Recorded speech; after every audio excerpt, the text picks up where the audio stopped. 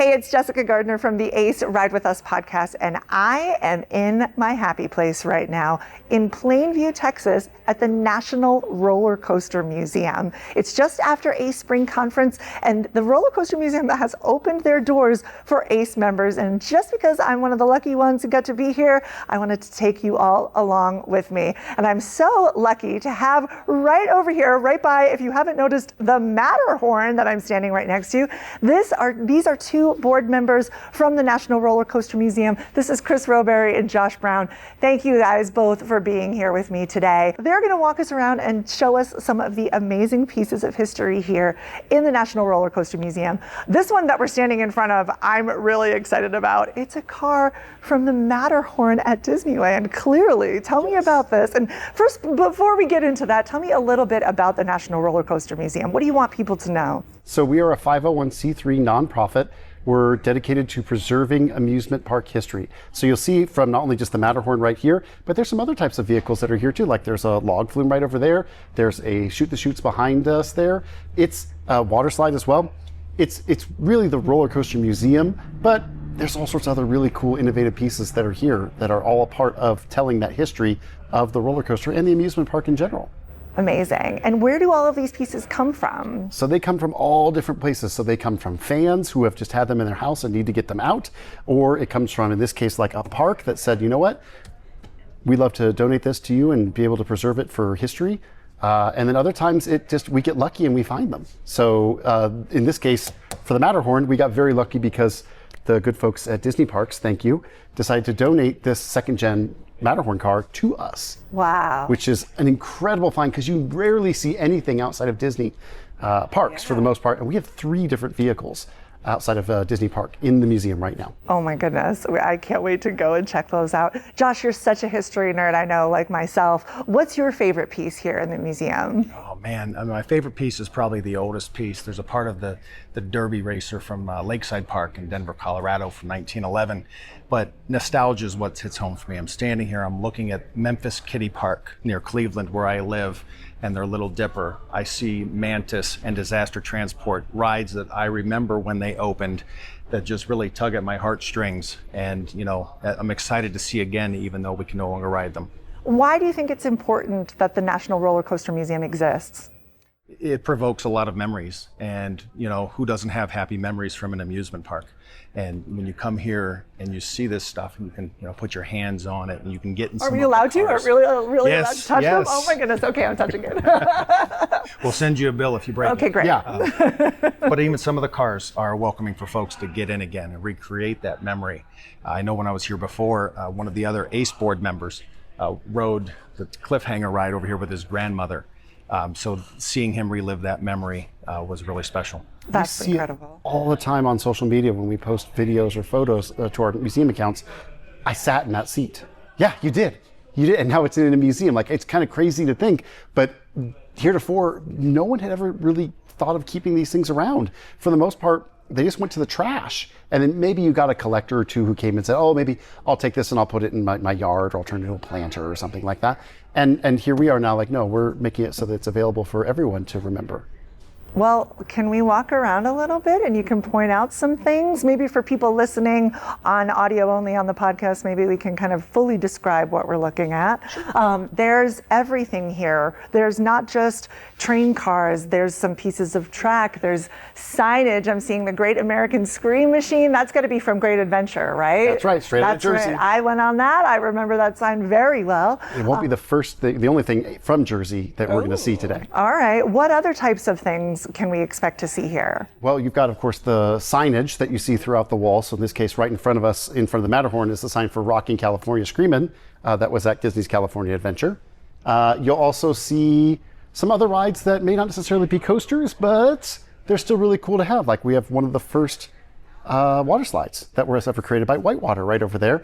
And then right next to that, the Texas Splashdown, which was originally at SeaWorld San Antonio. And you have to make sure, is your run out clear? Is it clear? Because if your run out's not clear, then you should not be dispatching it. But we actually have the panel for the ride there as well. So if you actually operated it, that is the panel that you used. It's really, again, like Josh was talking about, the nostalgia hit. that you get. Like standing in front of the Matterhorn, I can distinctly remember riding with my mother and my grandmother and my sister. Not necessarily on this car, but I had to go check to see, because you can see the numbers. It wasn't the exact number, but it's the same style.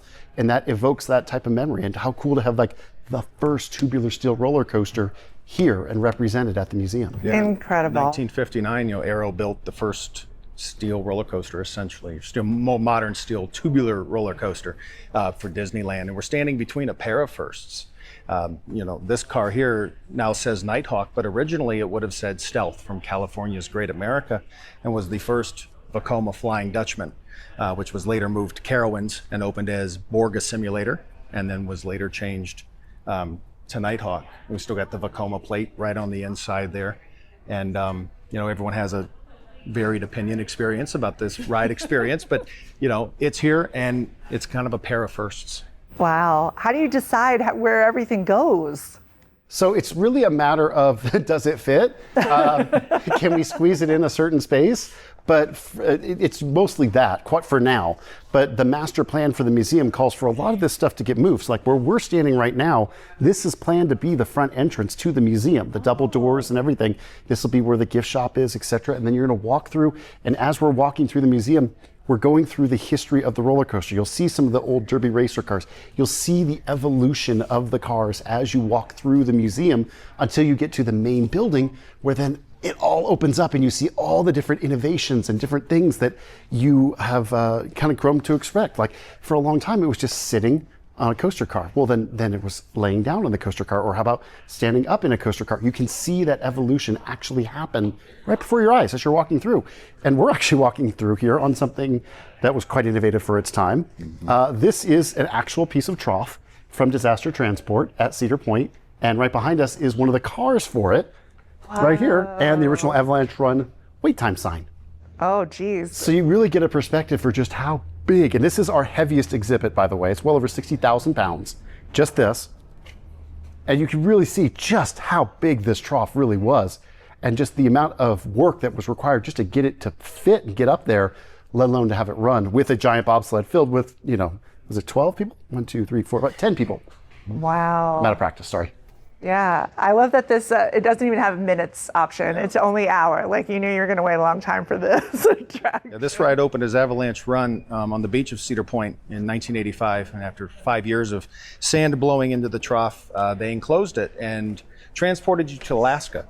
This is, you could start in Sandusky and end up in Alaska when you came back around. And Gatekeeper is now where Disaster Transport was. Okay. Amazing. I'm just seeing, it looks just like there's even so much that hasn't even been put up yet. How long have you been working on this? The museum's been around for about 15 or so years, but the idea for the museum's been around for several decades. So it's just been a matter of slowly bringing things together, bringing the right people together and the right plan together to make this dream a reality. So it's really all up to donations. Like we're completely dependent on those donations to get in, to make the facility become what it is today. Has been just parks, attractions, manufacturers, and more than anything else, it's been the fans. Yeah. The fans have been the ones that have really made this a possibility. I love to hear that. It's awesome, right? See, your opinion matters, your thoughts matter, your donations. All good to know. Look, we get to hear an experience. So let's look at this. Now this looks pretty old. What are we looking at here? This is a Jackrabbit side friction car from 1912. There are no restraints, as you can see, and there are no upstops either. So this basically, you would grab onto this bar and just hang on. No lap bar. No lap bar at all. Nope. Oh my gosh. Okay. So this is one of the earliest PTC designs that you'll see in the museum. And this was actually rescued from a garage in Flint, Michigan. And one of our board members, Jeff Novotny, who also donated the land to put the museum on, right next to Larson International, he drove all the way from Coeur d'Alene, Idaho, across to Flint, Michigan, then back down to the museum just to pick this thing up for us. Wow. It's pretty incredible. Kris used the word side friction. And if you notice the sides of the vehicles, look at the wheel hanging off of the side of the vehicle. Yeah. This car would have sat in a trough similar to Leap the Dips, the world's oldest roller coaster. And we'd like to see Leap the Dips open again someday. But this is a similar technology to where when you turn, you are riding the side of the rail thus the side friction. So there's a lot of history sitting right here. Think of it like a log flume without the water. That's basically a side friction. Pretty crazy.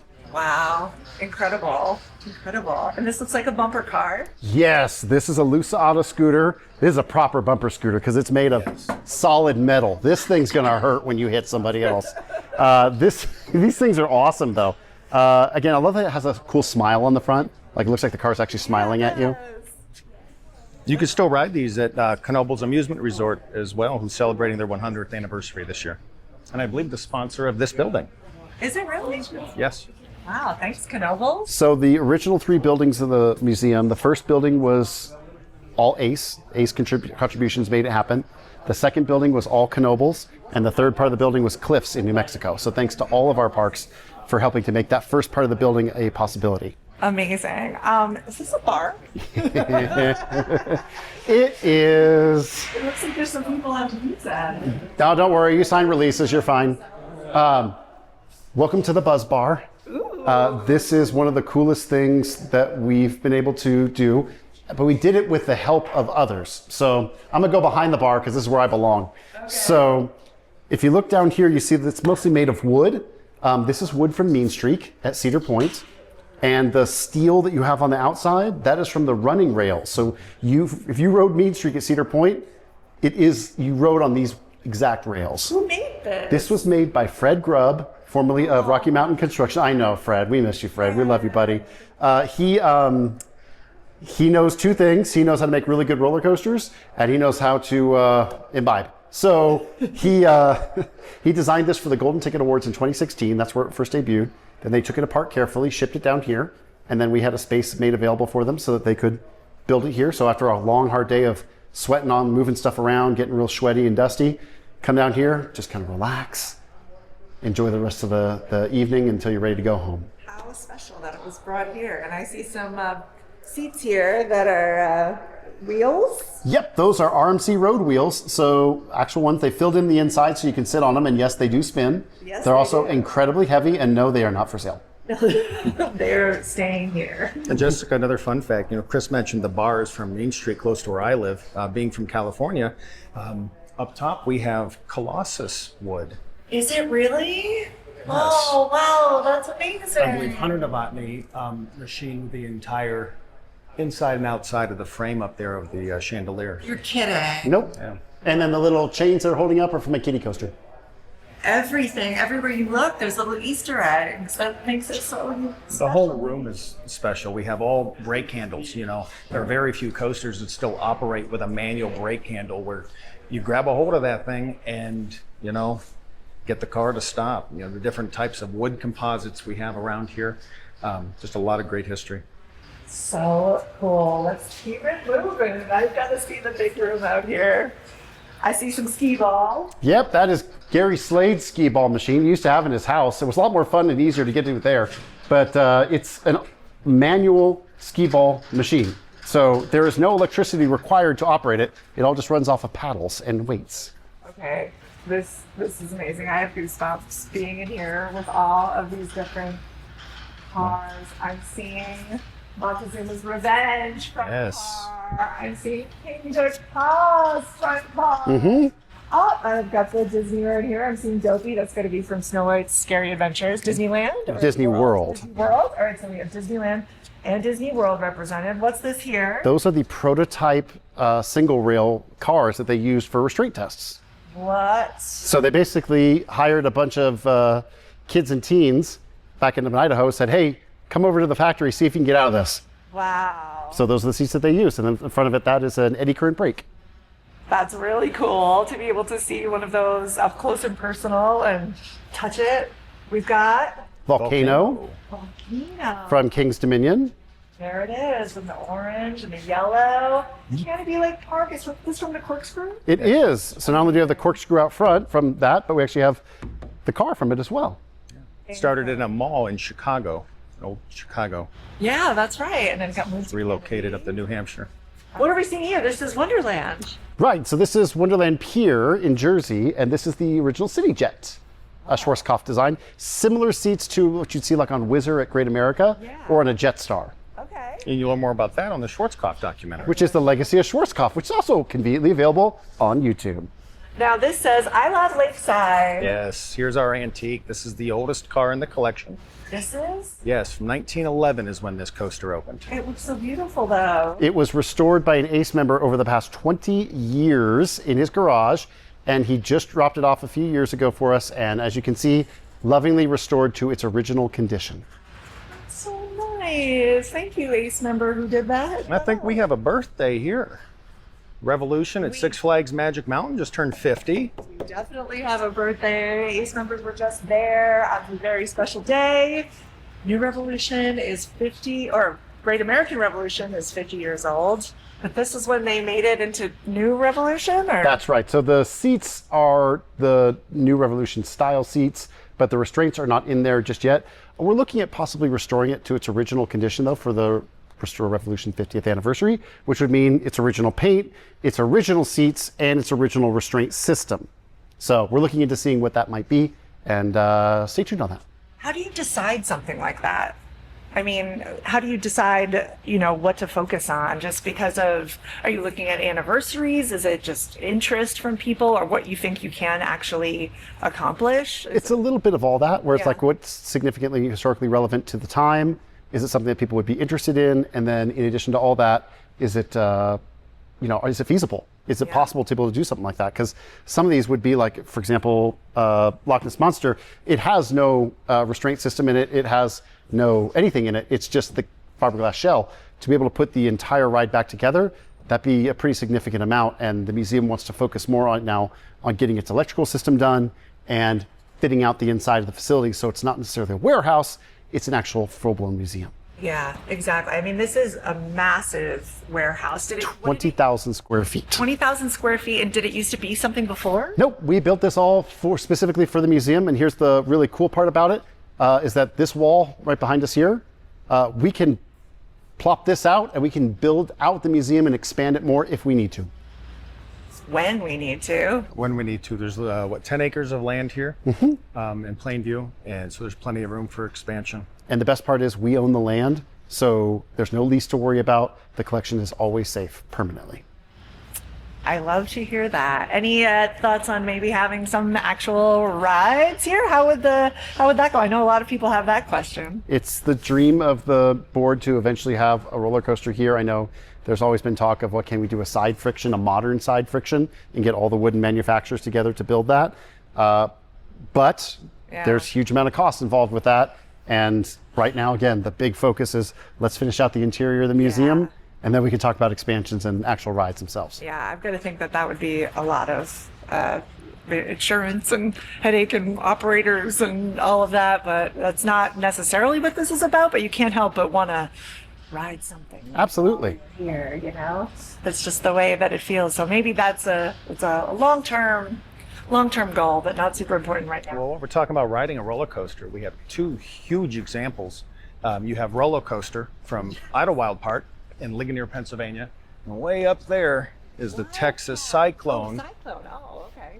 From Astro World that was in Houston, Texas. Why did I think it was Wildcat when I was up there? There's a Wildcat train on the front. I believe that's from Lake Compounce. Oh, okay, that's why. All right, I saw that. Kind of a mix and match. All right. I love this display right here with this track. Did someone make that? Is that brought from something? Is this? Yeah, so that was built by GCI during the big Texas freeze in 2021. They were here in shorts because the Pennsylvania boys didn't care about the cold. But they built this track display to modern spec. So this is what a modern wooden roller coaster would look like. It is absolutely, you could plunk this into any other ride and it would be certified immediately. It's got 8 layers of wood. It's got the proper way to walk up and down it on the pathway there. And we just were able to put roller coaster on there, and I think it looks spectacular. And as we said before, on top of just the roller coasters, underneath roller coaster is a model that would have been used by Sellner Manufacturing to sell tilt-a-whirls. It's kind of a unique piece. It's part of the collection, even though it's not technically a roller coaster. So there was a somewhat of a reveal during our ACE tour earlier. Can you tell us about that and what we're looking at here? Yeah, you're looking at an original, fully restored, retro restored car from Iron Wolf at Six Flags Great America. Came to us from Six Flags America as Apocalypse in, as you can imagine, pretty used form. And two anonymous donors came together and were able to not only get the original style of restraints onto it, got the logo on it, but brought it back to basically showroom quality. And I mean, you could take this thing to IAPA and you could probably sell one or two because it looks so clean and looks so good. Seriously, it looks like something that could be on the floor. Absolutely. This area over here has something really powerful. Josh, will you tell us about it? Yeah, this is probably one of the most moving examples in the museum we have. There's a collection here from Six Flags New Orleans, which closed for storm when Katrina hit. The items here are very moving because they're actually hung at the same height that they were found at the park. So you can see right on the sign on the right, the water line, and then the sign on the left has quite a bit of water damage as well. So this is an area really to reflect that while we love amusement parks, sometimes Mother Nature has other plans. We have the sign from the Pontchartrain Flyer, and then over on the other side, the Big Easy, the Ferris wheel that stood at Six Flags New Orleans. It's really beautiful, and I love how this display just gives you that little bit of extra idea of, wow, that's where the water line was. That's how much of the park clearly got destroyed. It really says something beyond just being like, oh, that's cool. It's really really powerful. I love this section over here. Getting back to something a little bit lighter though, and then I think we're gonna unfortunately have to wrap up. We've got to go over to the front of the museum and see something really special. Kris, tell us what we're looking at here. Well, this is the one I think a lot of people kind of gravitate toward, and that is the Big Bad Wolf from Busch Gardens, Williamsburg. Amazing attraction, legendary attraction, and we even have the sign with the eyes that still light up at the top there. But really the best part about this is she still works. So I want you to come on over here, Jess. I want you to, still works. You need to grab the restraint here, and as you can see, she's still locked, right? Okay. I want you to get ready. Okay, here we go. 3, 2, 1, hold up. Oh my goodness. All right, lock them into place, but don't get in because I can't get you back out. Okay. Ask the carpetbagger about that. Oh dear. Okay, ready? That's cool. No, so you gotta make sure. All right, you're chill. Yep, you're set. Do the check. You're set. Yes, I did it. That's really cool. It's something fun for people to try. Don't normally get to do something like that. I love it. And just so cool. Thank you so much for walking us around. Thank you so much to the National Roller Coaster Museum for having Ace out here today and for taking the time to talk to me for the podcast. Last thoughts, anything that you want our listeners to know about the National Roller Coaster Museum? Well, just we need funding, and a little goes a long way. There's a number of items for sale on the website. Finish up some electrical work hopefully this year, and every step we take towards that gets us one step closer to opening. What he said. All right. Well, thank you so much, everybody, for listening. Thank you so much, Kris and Josh. And again, it's rollercoastermuseum.org.